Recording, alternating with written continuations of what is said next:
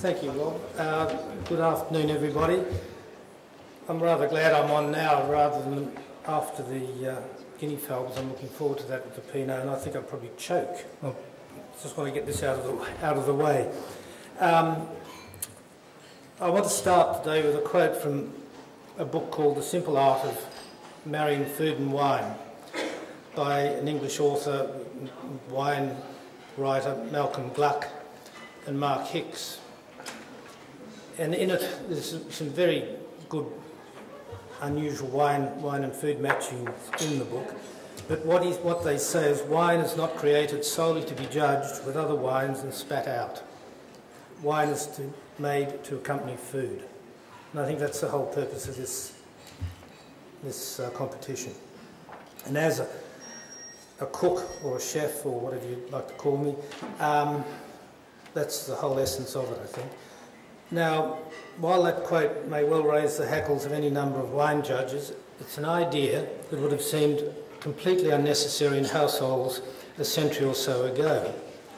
Wine then was just another part of people's diet, and more often than not, far better for them in those pre-sewer days than their unsanitary, dangerous water supply, which, if you live in Molong like I do, is, I think we're still back there. The water is undrinkable. The notion of deliberately pairing wine with food was not something many folks considered. They simply did whatever came naturally, whatever the land suggested to them. If you grew lambs, for instance, alongside your vines in Bordeaux, then of course you drank the Bordeaux along with the lamb. Consequently, the food and the wines of so many European regions grew together like brothers and sisters in a crowded farmhouse.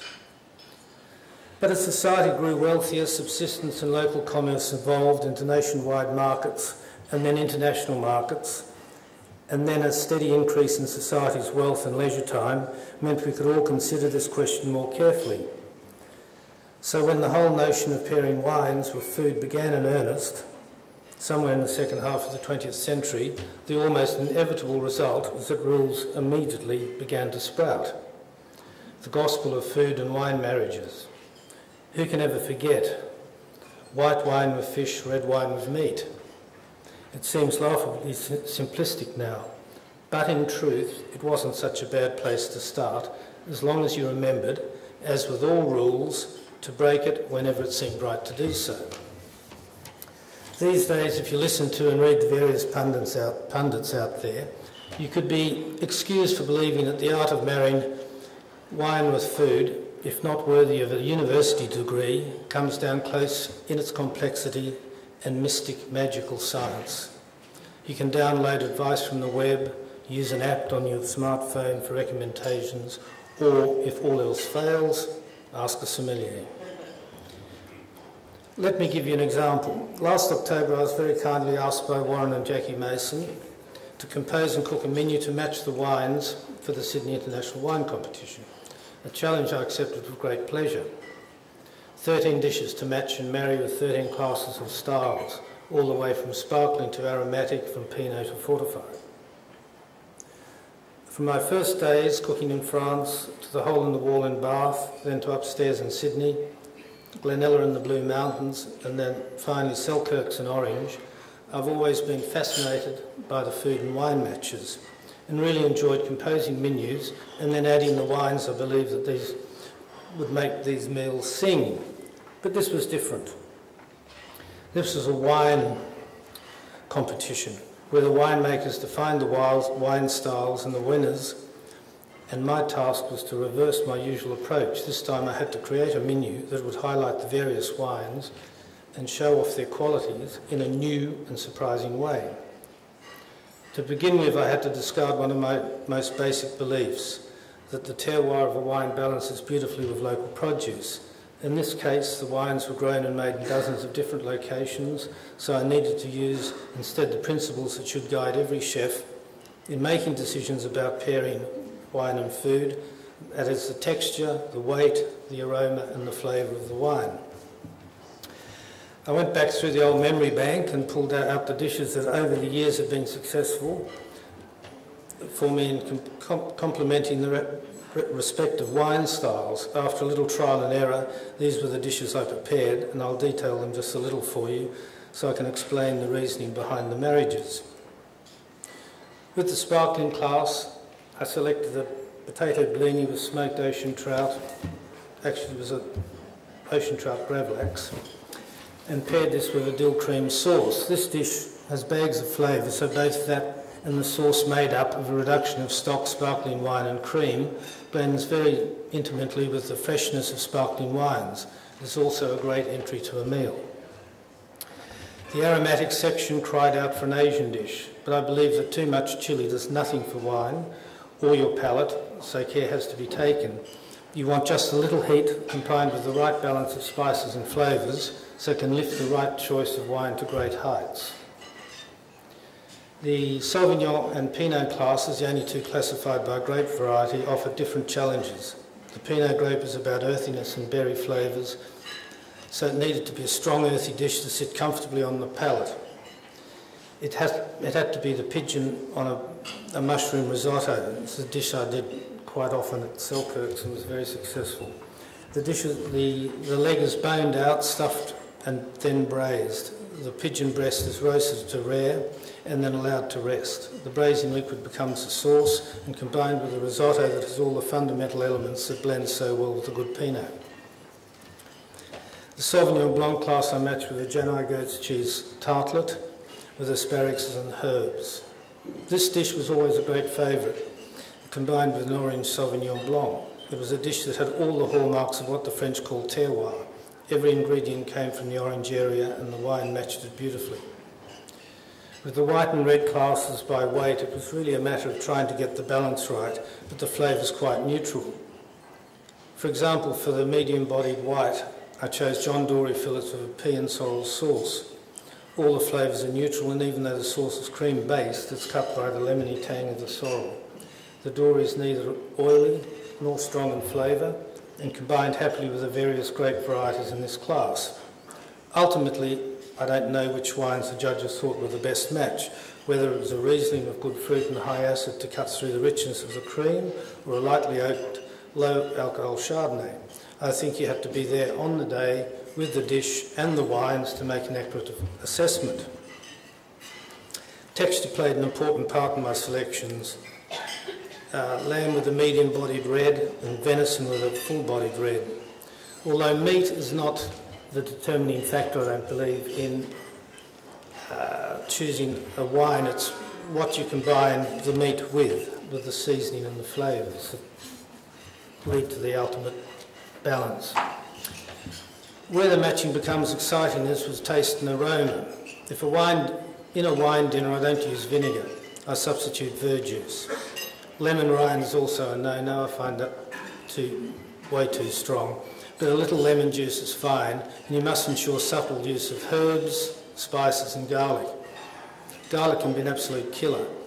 Some of us will remember the Costa Brava from the old days when there's garlic prawns that all my friends told me I must absolutely have when I got back here in 1969 from Europe. And what I was served was a bowl full of burnt garlic and burnt oil and what was probably had been good prawns. That was considered exotic at the time. We have travelled a long road since and I believe have become to be amongst the best food destinations in the world. Matching wine with food is always subjective. Our palates vary like our personalities, but remember there are some golden rules. There are foods that make the wine seem stronger and vice versa. So the trick is to look for a balance that you are happy with. Wines high in acid need citrus or tomatoes, like many of the Italian varieties that marry so well with their native cuisine, or perhaps a great steak with a big tannic Barossa Shiraz. Coonawarra Cabernet marries well with lamb, with its mintiness, a pepper steak with a peppery Victorian Shiraz, for example. Bitterness can be offset with salty dishes such as corned beef. Now, our friend Rob Geddes, whose book, A Good Nose and Great Legs, has been such an inspiration to many of us, talks of wine with fish matches and suggests that white wine may not be the answer. as it makes fish taste fishier. He suggests a young Pinot and even goes on to say the bigger the fish, the redder the Pinot. It's something to think about and try. So what are we left with? Big flavoured wine with big flavoured food, lighter wines with lighter food, which also means complex wine should match complex food. Sauces can also determine the outcome of good balance by bringing potentially disparate flavours together.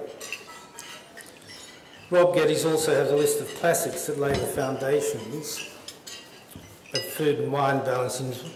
He suggests Riesling and Whiting, but then he's from South Australia, so maybe John Dory would be all right for the rest of us. Sauvignon Blanc and asparagus, Caro asparagus, with Caro asparagus and an orange Sauvignon Blanc, which I mentioned before, are particularly good. Seared tuna and Pinot Noir, or try and aged Riesling with prawns and aioli, or olives and almonds with Fino sherry, which reminded me when I was travelling through Spain in the early 70s. We stopped right in the central of Spain, and there's a couple of old boys shaking an almond tree and offered us some almonds, and we had some olives with us. And I think at the time, looking back after reading that match, the Fino sherry would have just been perfect. Blue cheese with liqueur muscat, oysters with champagne, I mean, they're all the favourites. It never hurts to think of seasons either. Older wines and reds in winter, lighter, crisper whites in summer. Traditional foods need traditional wines. Both the food and wine regions of Europe have developed over the centuries, and there's been good reason for that. It works. The less fruit-driven, more acidic wines of France and Italy go particularly well with their cuisines. To our Australian palates at least, they cut through the... I lost the place. They cut through the... No. Now, with the Australian lifestyle of easy meals like barbecues, lighter and easy food, and this is the journey we're going down, we need to change our outlook, I believe, in wines. And I think that Asian foods that sit so well with us these days, we need to go down the lower alcohol road and perhaps look at some of the newer grape varieties that are available. Curries always pose a problem, and the only way I can see to make them work is to lighten the chili and allow the spices to determine the flavours, and then to have fun matching the wine. Riesling springs to mind as they go from steely dry to sweet, or perhaps a spicy Gewürztraminer. Why not try a New Zealand Pinot Gris with a Thai green curry? As it goes with wine and food, so it does with life. If one could determine what went with what, everything would be a lot easier. But a general rule of thumb is to start a meal with the lightest white wine and progress with dishes to the heavier and more complex. Remembering always the chef's chant of flavour, weight and balance. Now, when we talk about wine competitions and judging wines, where the wines are judged without food, I had the pleasure of doing a little competition called Canandra at Home that ran from about 2000 to about 2005, where I was invited to write a menu, and that was published and given to the wineries in the Central West. And the idea was they weren't allowed to ask me what was in the food, but they would select a wine to go with the dish. And there was the panel was made up of wine judges, wine writers, winemakers, and myself. And like the young Shiraz class, we rejected a particular wine because it was volatile. And yet it was the only wine, when we rejudged it with the food, it was the only wine that went with a caramelised onion tart with a Genai goat's curd. In fact, it was so popular on the night, despite the howls of protest from the winemakers in the room, that it was almost voted the popular wine and food match. As a chef, rather than a winemaker or wine judge, the problem that I detect from time to time in wine shows, as far as getting up before, when I sample the winners as judge alone, it will often be the wine that draws the most attention to itself that will dominate, the boldest, the loudest of the wines. And yet place these wines with food and their strength becomes a difficulty. They don't play nicely with others. In Australia, I believe we're moving slowly away from the big, bold wines that have become known for in the past, and lighter, more elegant styles are becoming commonplace, a movement I applaud and encourage. And just in case you've been left with the impression that I somehow place food above the grape, let me say in conclusion that I have never eaten a meal that is not improved by wine, as long as it's the right one. And to quote a great friend of mine, Terry Dole, who's a winemaker in Orange, from Orange Mountain Wines, because I did pick the brains of all my friends and colleagues to do this little piece. He just simply put it in whatever blows your dress up. Thank you.